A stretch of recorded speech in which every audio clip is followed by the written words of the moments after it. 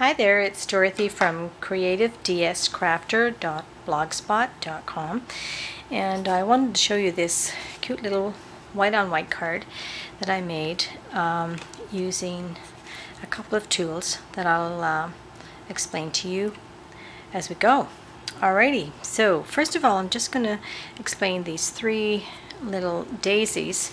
They are made by using two tools.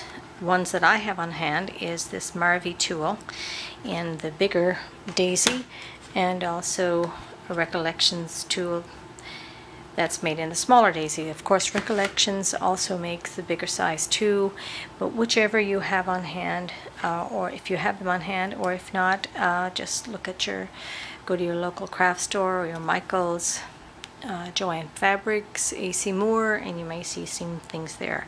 How these are done, I use my bone folder rather than a pair of scissors because it actually helps you to not cut your petals there.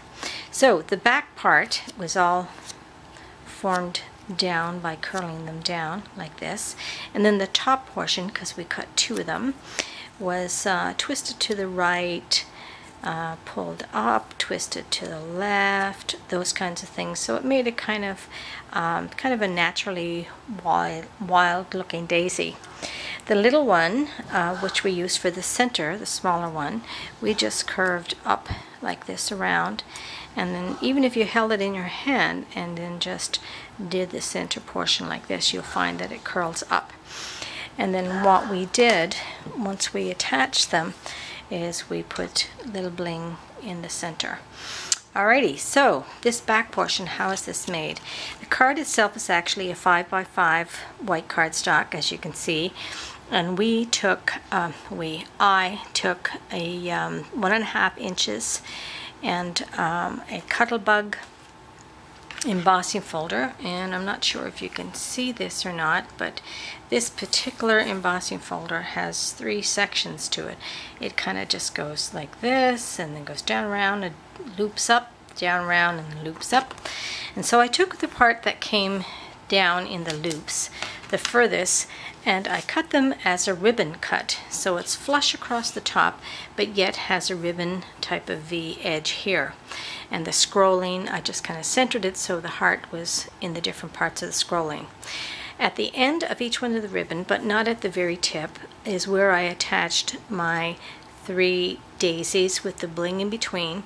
And then this little stamp that we see here, sorry I took it out of the camera, this little stamp that we see here is one that I picked up at a dollar store someplace along the way, and it was kind of cute. So it says happy anniversary, so I just stamped it with my Memento black ink, which is tuxedo black, and then just cut out around it with a pair of small pointy decorative scissors. Then we just attached the happy anniversary using pop dots, and just attached these with ordinary glue.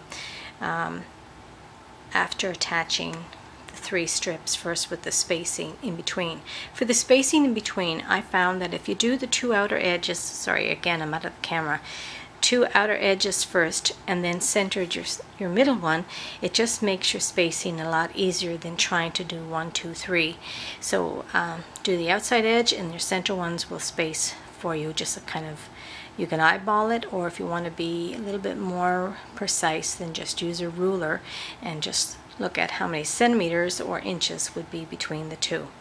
That's it for that card, and I thought it was very nice. A lot of times you see white on white for weddings, but why not use white on white for anniversaries or even a birthday card? So that's a very simple, quick little card for you to do and to enjoy. Take care, and we'll chat with you again. Take care.